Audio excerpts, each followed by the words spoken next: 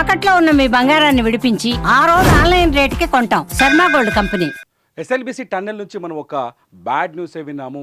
SLBC టన్నెల్లో చిక్కుకుపోయిన 8 మంది కార్మికులు సజీవ సమాధి అయినట్టుగా ఇప్పుడే సమాచారం అందుతోంది. ఇందులో ఇప్పటి వరకు 5 మృతదేహాల్ని గుర్తించినట్లుగా తెలుస్తోంది. ఇప్పటికే జియోలాజికల్ సర్వేతో పాటు జీపీఆర్ సిస్టంతో పాటు ఆక్వా ఐ సిస్టంతో ఈ మృతదేహాల్ని ఎక్కడున్నాయో, మట్టిలో ఎక్కడ కూరుకుపోయాయో మార్క్ చేసినట్టుగా తెలుస్తోంది. ఆ మార్కింగ్ ఆధారంగా ఇప్పుడు టన్నెల్లో ఆపరేషన్ కొనసాగుతోంది, రెస్క్యూ ఆపరేషన్. కానీ ఈ రెస్క్యూ ఆపరేషన్లో ఎవరిని కాపాడలేని పరిస్థితి ఏర్పడింది. 8 మంది కార్మికులు, ఎవరైతే 8 మంది అందులో ఇరుక్కుపోయారో ఆ 8 మంది ప్రాణాలు కోల్పోయినట్టుగా తెలుస్తోంది. ఇరుక్కుపోయిన వాళ్ళు పంజాబ్, అట్లాగే రాజస్థాన్, అట్లాగే కాశ్మీర్కి చెందిన వాళ్ళు ఉన్నట్టుగా తెలుస్తుంది. జార్ఖండ్కి చెందిన వాళ్ళు కూడా ఉన్నట్టుగా తెలుస్తోంది. మొత్తంగా కేవలం జార్ఖండ్ నుంచే 4 వ్యక్తులు ఈ 8 మందిలో ఉన్నారు. వాళ్ళ కుటుంబాలు ఎదురు చూస్తున్నారు. ప్రాణాలతో తిరిగి వస్తారన్న ఫ్యామిలీస్ ఎదురు చూస్తూ ఉన్నాయి. కానీ వాళ్ళందరికీ నిరాశ మిగిలింది.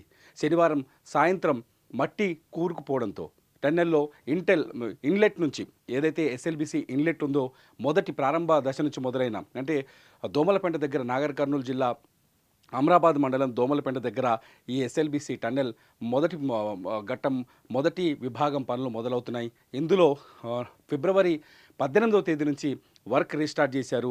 22వ తారీఖున ఈ ప్రమాదం జరిగింది. ఈ ప్రమాదంలో కొంతమంది తప్పించుకొని బయటపడ్డారు. కానీ 8 మంది మట్టిలో ఇరుక్కుపోయారు. వాళ్ళపైన మట్టి పిల్లలు కూలిపోవడంతో ఒక్కసారిగా ప్రాణాలు కోల్పోయినట్టుగా తెలుస్తోంది. మట్టిలోనే సజీవ సమాధి అయినట్టుగా తెలుస్తోంది. ఇప్పటికి అందుతున్న అప్డేటెడ్ క్లియర్ సమాచారం ఏంటంటే 5 మృతదేహాల్ని గుర్తించారు. ఇంకో 3 మృతదేహాల్ని గుర్తించాల్సిన అవసరం ఉంది.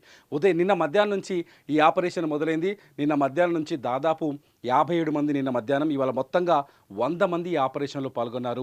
ఉదయం నుంచి మట్టిని తవ్వి బయట పోస్తూ ఉన్నారు. అందులో ఉన్న ట్రైన్, ఏదైతే చిన్నపాటి ట్రైన్ ఉందో ఆ ట్రైన్లో మట్టిని తీసుకొచ్చి బయటకు తీసుకొస్తున్నారు. మట్టిని తీసుకొచ్చి బయటకు తరలిస్తున్నారు.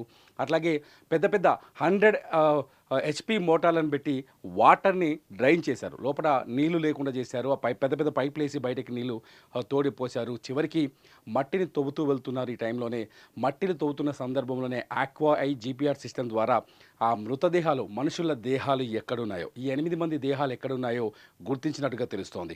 ఇప్పటికైతే 5 మృతదేహాలని గుర్తించారు. మొత్తానికి కన్నీటి సమాచారాన్ని ఇచ్చారు. అందరూ గుండెలు బాదుకునే పరిస్థితి. అందరూ ప్రాణాలతో తిరిగి రావాలని, క్షేమంగా తిరిగి రావాలని 2 తెలుగు రాష్ట్రాలతో పాటు యావత్ దేశం వాళ్ళ గురించి ప్రార్థనలు చేసింది. వాళ్ళు ప్రాణాలతో బయటపడాలని ఆశించింది. కానీ అనుకోని ప్రమాదం 8 మంది ప్రాణాలని బలి తీసుకుంది. టన్నెల్లో మొత్తానికి 8 మంది దిక్కుతోచని స్థితిలో, శ్వాస ఆడని స్థితిలో మట్టిలో కూరుకుపోయి ప్రాణాలు కోల్పోయినట్టుగా తెలుస్తోంది. ఇప్పటివరకు రకరకాల సమాచారాలు వచ్చాయి. ఫోన్ రింగ్ అవుతుందని, ఫోన్లు మోగాయని. నిజానికి టన్నెల్లో బిఎస్ఎన్ఎల్ సిగ్నల్ ఉంది.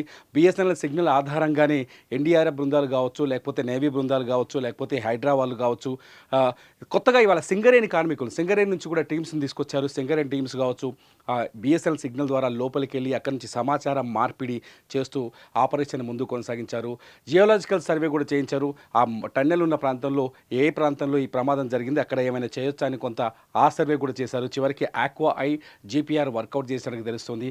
GPR system, aqua I system ద్వారా డెడ్ బాడీస్ ఎక్కడున్నాయో గుర్తించినట్టుగా తెలుస్తుంది. ఇప్పటికైతే 5 డెడ్ బాడీలను గుర్తించడానికి తెలుస్తుంది. దాదాపు 100 మీటర్ల మేర మట్టి కూరుకుపోయింది. ఆ 100 మీటర్ల మేర మట్టి వెనక్కి వచ్చేసి టీబీఎం, ఏదైతే టన్నెల్ బోరింగ్ మిషన్ ఉందో ఆ మిషన్ కూడా అందులో సగం వరకు ఇరుక్కుపోయింది.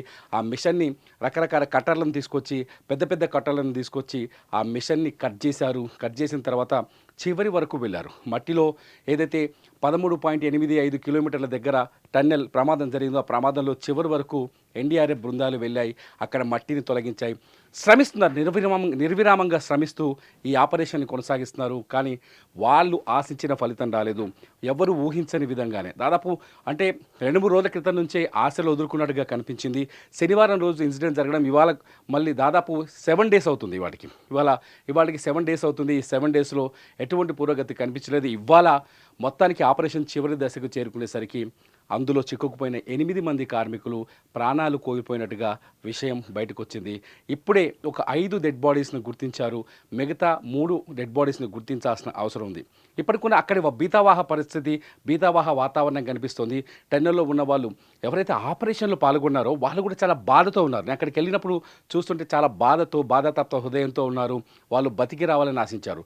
ఎవరైతే ర్యాట్ హోల్ మైనర్స్ ఉన్నారో వాళ్ళని తీసుకొచ్చారు. ర్యాట్ హోల్ మైనర్స్ బురద ఎక్కువగా ఉండడంతో లోపలికి చొచ్చుకోలేకపోయారు. ర్యాట్ హోల్ మైనర్స్ కూడా వాళ్ళని ఐడెంటిఫై చేయలేకపోయారు. స్నిపర్ డాగ్స్ని తీసుకొచ్చారు. స్నిపర్ డాగ్స్ కూడా వాళ్ళని ఐడెంటిఫై చేయలేకపోయారు. 3 రోజులుగా ప్లానింగ్ అంతా జరుగుతుంది. ఆ మట్టిని ఎలా తొలగించాలని ఆలోచిస్తూ చివరికి వాటర్ని డ్రై చేసి, ఎందుకంటే పైనుంచి టన్నెల్ పైనుంచి వర్షంలా కురుస్తుంది కిందికి మట్టి, అట్లాగే వరదలా బయటకు వస్తుంది. అక్కడ గోతి తీసి అక్కడ నుంచి మోటార్ పంపులు పెట్టి వాటర్ని పైకి పంపించారు, బయటికి పంపించగలిగారు. చివరికి అక్కడ డ్రైన్ అయింది పరిస్థితి.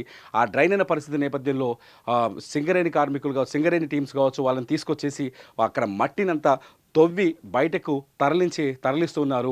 ఈ ఆపరేషన్ రేపు ఉదయం వరకు కొనసాగుతుంది అనుకున్నారు. కానీ కొన్ని గంటల వ్యవధిలోనే, ఆపరేషన్ చివరి దశకు చేరుకున్న కొన్ని గంటల వ్యవధిలోనే డెడ్ బాడీస్ని ఐడెంటిఫై చేశారు.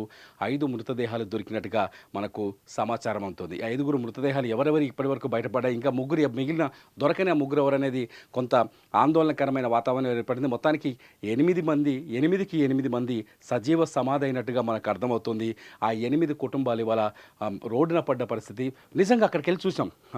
8 మంది ఎవరైతే ఉన్నారో వాళ్ళ ఫ్యామిలీ మెంబర్స్ అంతా వచ్చి అక్కడ ఎదురు చూస్తున్నారు. గట్టు మీద కూర్చొని మా వాళ్ళు వస్తారా, ప్రాణాలతో వస్తారా అని. పిల్లలు మా నాన్న వస్తాడా, మా బంధువులు మా వీళ్ళు వస్తారా, ప్రాణాలతో బతికొస్తారా అని ఒక్కసారి చూస్తే బాగుండేది. ఆ ఆవేదన మామూలుగా కాదు. వాళ్ళని చూస్తుంటే కన్నీళ్ళు వచ్చాయి, ఏడుపు వచ్చింది. ఇటువంటి పరిస్థితుల్లో ఊహించని వార్త బయటకు వచ్చింది టన్నెల్ నుంచి.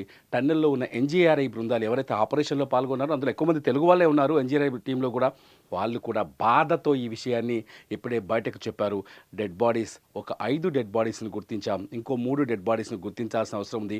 మట్టిలో పూర్తిగా కూరుకుపోయినాయంట డెడ్ బాడీస్ అంతా. లోపల మట్టి వచ్చి పడిపోయింది కదా. దాదాపు 9.2 మీటర్ల వ్యాసంతో ఉంది, వెడల్పుతో ఉంది ఆ టన్నెల్.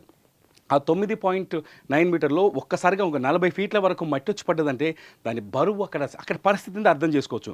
ఇంకొకటి బయట నుంచి వాళ్ళకి వెదర్ని ఈక్వల్ చేయడం కోసం వీట్యూబ్ ఒకటి అరేంజ్ చేస్తారు. ఆ వీట్యూబ్ ద్వారా లోపలికి గాలిని పంపు చేస్తారు. అక్కడ పనిచేసే చోట ఒక వాతావరణం, అంటే బయట ఉన్న వాతావరణమే కల్పించే ప్రయత్నం చేస్తారు, వెంటిలేషన్ ఇస్తారు.